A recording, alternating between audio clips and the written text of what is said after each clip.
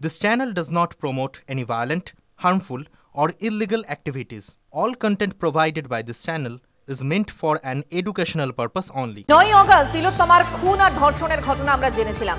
তারপর 28টা দিন পেরিয়ে গিয়েছে, এখনো পর্যন্ত যে প্রতিবাদ দেখেছি আমরা, সেই প্রতিবাদের ঝড় এখনো উঠছে, এখনো গর্জন আমরা শুনতে পাচ্ছি এবং জুনিয়র চিকিৎসকরা তারা এখনো আন্দোলন করছেন। আন্দোলন বিভিন্ন স্তরেই হচ্ছে। Fair and bright night and day cream, ত্বক থাকবে ব্রাইট সারাদিন, পলিউশন ফ্রি, ঠিক যেন রাতের ফোঁটা সাদা ফুল।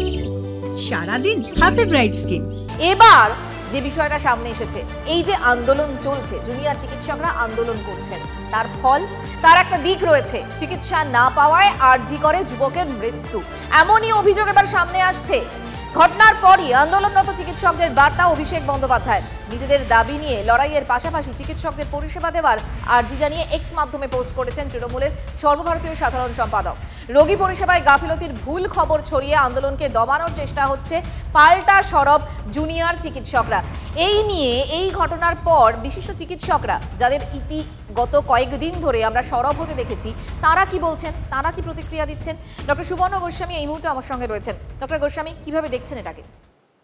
দেখুন, এই চিকিৎসকদের অভূতপূর্ব ঐক্যবদ্ধ আন্দোলন যা স্বাধীনতার পরে দেশ কখনো দেখেনি, স্বাধীনতার আগেও ছিল নয়, পরেও নয়, এই আন্দোলনে হচ্ছে যে ওনারা দিশেহারা হয়ে গেছেন। তাই এই আন্দোলনকে কালিমা লিপ্ত করবার জন্য নানান ধরনের মিথ্যা আশ্রয় নিচ্ছেন। কোথাও চাপ দিয়ে মিতার বাবা মাকে ভিডিও তোলাচ্ছেন, কোথাও হচ্ছে যে কোথাও একজন মানুষও মারা গেলে সেটা আন্দোলনের উপরে তার দায় ফেলছেন।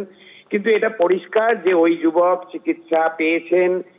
এখন সমস্ত মানুষকে অমর করে দেওয়া সম্ভব নয়, প্রত্যেকটা মৃত্যুই দুঃখজনক, কিন্তু কিছু মানুষ হাসপাতালে মারা যান, এটা ঘটনা, এটা বাস্তবতা।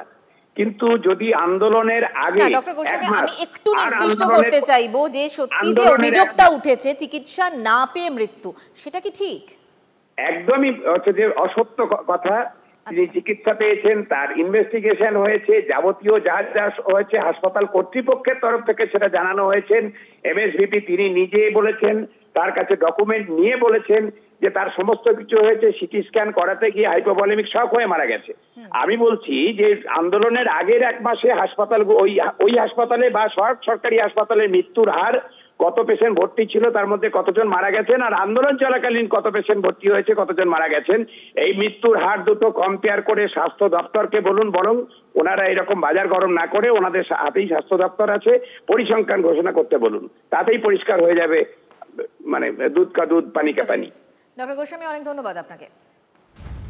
জুনিয়র চিকিৎসকরা যারা আন্দোলন করছেন, যে আন্দোলনের কথা ডক্টর গোস্বামীও বলছিলেন, অভূতপূর্ব আন্দোলন, এই আন্দোলন স্বাধীনতার পর কেউ দেখেনি, তারা কি বলছেন শুনুন। আমরা এও দেখতে পাচ্ছি রোগী পরিষেবার গাফিলতির বিষয়ে ভ্রান্ত খবর ছড়িয়ে আন্দোলনকে দমন করার প্রচেষ্টা চলছে। সাধারণ মানুষকে বিভ্রান্ত করে রোগী ও স্বাস্থ্যকর্মী সকলের জন্য সুরক্ষিত হাসপাতালের দাবিতে আন্দোলনরত জুনিয়র ডাক্তারদের বিরুদ্ধে রোগীদের মধ্যে মিথ্যা প্রচার করে আমাদের আন্দোলনকে ভেঙে দেওয়ার এই রকম ঘৃণ্য প্রচেষ্টাকে আমরা তীব্র নিন্দা জানাই। এই মুহূর্তে আমাদের সঙ্গে টেলিফোনে রয়েছেন বিশিষ্ট চিকিৎসক ডক্টর কুণাল সরকার। ডক্টর সরকার, মঞ্জিরা কথা বলছিলাম। ডক্টর সরকার, অভিষেক বন্দ্যোপাধ্যায় যে পোস্টটি করেছেন, একজন যুবক তিনি চিকিৎসা না পেয়ে তার মৃত্যু হয়েছে এবং তার কারণ হিসেবে তিনি উল্লেখ করেছেন এই আন্দোলন। তিনি বলছেন আন্দোলন করুন আপনারা, কিন্তু পরিষেবাটাও দিন। আপনি কিভাবে দেখছেন এটাকে? দেখো, আমাদের এতগুলি জুনিয়র ডাক্তার যদি তাদের এখনো বিক্ষোভটা মেটাবার আমরা কোনো ব্যবস্থা বা পদক্ষেপ নিতে না পারি, তো তাহলে তো আমার মনে হয় খানিকটা দায়িত্ব, যে আমাদের এন্টায়ার বা কমপ্লিট পরিষেবা চলছে না, তো খানিকটা দায়িত্ব প্রশাসনের থাকে নাকি? অবশ্যই থাকে। আমরা বহুদিন ধরে বলে আসছি যে তাদের যে ডিমান্ডগুলো আছে সেই ডিমান্ডগুলো নিয়ে আপনারা বসুন, তাদের সাথে কথাবার্তা বলুন। আমরা এখনো কি খুব একটা হাই পাওয়ার্ড মিটিং সেরকম দেখেছি? স্বাস্থ্য সচিব একবার চেষ্টা করেছিলেন, সেই চেষ্টার মধ্যে জুনিয়র ডাক্তাররা ছিলেন না, এটা গেল একটা পার্ট। সেকেন্ডলি মনে রাখতে হবে যে যেখানে ইমার্জেন্সি চলছে এবং যেখানে ইমার্জেন্সি অপারেশন চলছে, সেখানে টেকনিক্যালি স্পিকিং চিকিৎসা পরিষেবা না পাওয়ার প্রসঙ্গটা ফ্যাকচুয়ালি ওঠা উচিত নয়। তবে এই ঘটনাতে এক্স্যাক্টলি কি হয়েছিল, কেন সে আরজি করে গিয়ে বা কোথাও গিয়ে চিকিৎসা পায়নি, নিশ্চয়ই আমার মনে হয় যে স্বাস্থ্য ভবনের পুরো ব্যাপারটা এখনো কিছু লন্ডভন্ড হয়ে আছে, তবুও তারা নিশ্চয়ই সেটা খুঁটিয়ে দেখবেন।